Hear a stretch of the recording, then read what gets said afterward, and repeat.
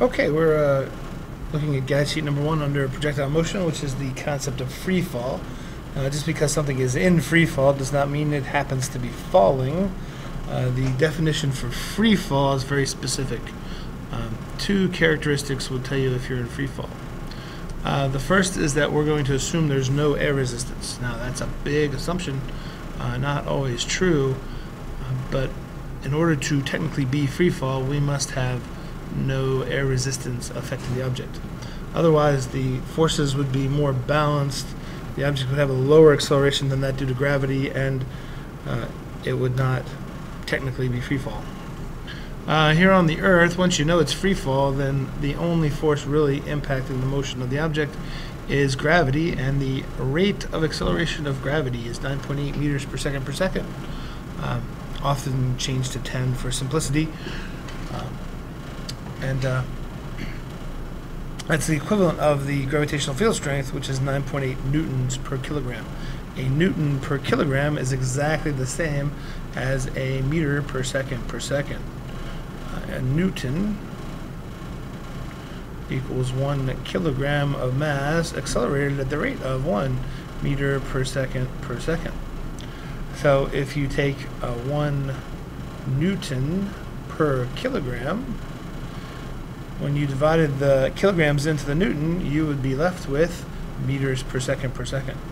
So one thing you should definitely note is that 9.8 meters per second is the same as 9.8 newtons per kilogram, the gravitational field strength of the Earth. Okay, so I got an example of dropping something. Now in this case, dropping, free fall, it all makes sense. It's falling. Again, free fall does not mean the object has to be falling. It could be moving upward and slowing down as it went up. In this case, we're dropping it. We should expect it to speed up. It's being pulled downward. The forces are unbalanced downward toward the ground. Gravity is going to be the acceleration, so 9.8 meters per second, which we can again round to 10 for simplicity's sake. So we drop the rock. We're dropping it from rest. So dropped is a nice word when you're talking about free fall situations. It tells us we're starting from rest. As it falls down, we're assuming negligible air resistance. Now, we pick rocks, things that are heavy, things that have relatively good streamlining, because they're pretty close to being in free fall, even if they are falling through an atmosphere. Feathers, leaves, pieces of paper, things that have a very lightweight, small mass and a big surface for air resistance, don't really come into the category of free fall. We want to use kinematics equation to determine the distance fallen and the instantaneous speeds per second. Now, if you're looking for speed, you are looking for the final speed. You want to apply the definition of acceleration. Acceleration is the change of velocity over change in time. Change in velocity would be your final velocity minus your initial velocity, which also means for the IB program that would be v minus u over the time that it happens. If we solve that for our current velocity, our final velocity, then v equals at plus u. It's at plus the initial velocity.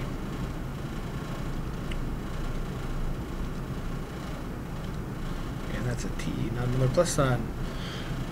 That'll tell us how fast we're going at any point in time. And then if we're looking for how far we've fallen, how far would be s in the IB jargon. And that's ut plus 1/2 at squared. And that's already done. We don't have to really do anything with it. In Physics 1, we'd write that as VIT plus 1/2 AT squared. Okay, now a sample for each of our time periods as we're moving here. Now at 0, we would be consider ourselves to be at position 0. We haven't fallen any meters, and we would be at 0 velocity. After 1 second, our new velocity, keep in mind that u, or the initial velocity, is 0 because we're dropping it. It's starting from rest. So really the new velocity at any point in time is just the acceleration times the time period, which, since we are falling in free fall, shouldn't say falling, but in free fall, the acceleration is g, which is roughly 10 meters per second per second. So for the first one, it would be 10 meters per second at 1 second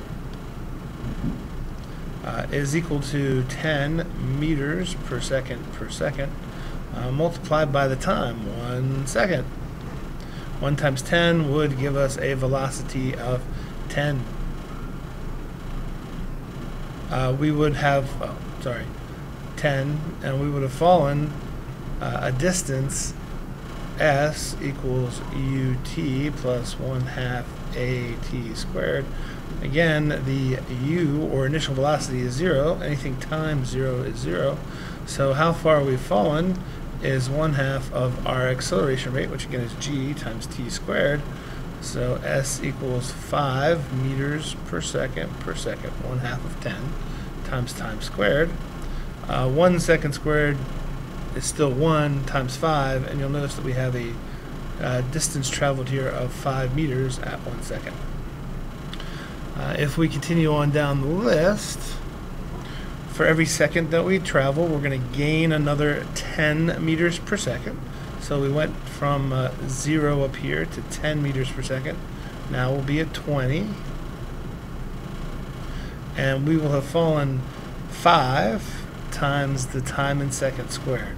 2 squared is 4. 4 times 5 is 20 meters. After 3 seconds, we'll be up to 30 meters per second. We'll have gained another 10. And we'll be at 5 times 3 squared. 3 squared is 9. 9 times 5 is 45 meters. At 4 seconds now, and I also notice these speedometers are not matching up with the picture on the left. So here's 3 seconds, that's the one above. Here's 4 seconds, that's this one right here. 4 seconds will be up to 40 meters per second, 4 times 10, and 1/2 of 10 is 5. 5 times 4 squared, 16 times 5 is 80 meters. And finally, at 5 seconds, we'll be up to 50. We'll have reached our maximum speed for this fall, and we're at 5 squared, 25, times 5 again is 125 meters. Okay, so really we're using kinematics equations with the concept that the force is equal to mass times acceleration. Therefore, the acceleration is little g, the acceleration due to gravity here on the Earth. At which listed times is acceleration the greatest? Now, this is really important. It's always the same. It's easy to confuse acceleration and velocity. The acceleration is constant. It's created by the gravitational field of the Earth. The Earth gravitational field is not changing. It is a constant pull. So the pull is constant. Now the speed, at which time are the speed the greatest? That's at 5 seconds. It's had the longest time to fall. Again, for every second, g set is the acceleration due to gravity is 10 meters per second for every second that you fall. So the more seconds that you fall, the faster you're going to become. Now that's assuming free fall, which means no air resistance. Under actual conditions with air resistance, you will eventually reach a point where your upward force of air resistance will be balanced by your downward force of gravity. But if we're making the assumption that there's no air resistance, we don't take that into account. Now, if the falling time of object doubled, the distance is going to go up by a factor of 4, and here's why. The distance is not based on time, but it's based on time squared. So we can pick 2 seconds where we were at 20, and we can go to 4 seconds, and you'll see that we're at 80. 20 times 4 is 80. We could go to 1 second, where we were at 5 and then go to 2 seconds, you'll see we're at 20. 5 to 20, that's a 4-time increase. If it's 3 times more in terms of the time, then the new distance fallen will not be three times, but 9 times more. It's based on the time squared. Okay, so the faster with each second you're falling, you're going faster. So the time has a a square or parabolic or quadratic impact. Time means has a big effect on how fast you're going to be traveling. Okay, that's free fall in a nutshell. Again, we were only doing something falling. Free fall does not mean only fall. We could also toss the ball up and follow the same procedures to see how much time it took to slow down and then how fast it sped up as it came back down. And that's it for this side.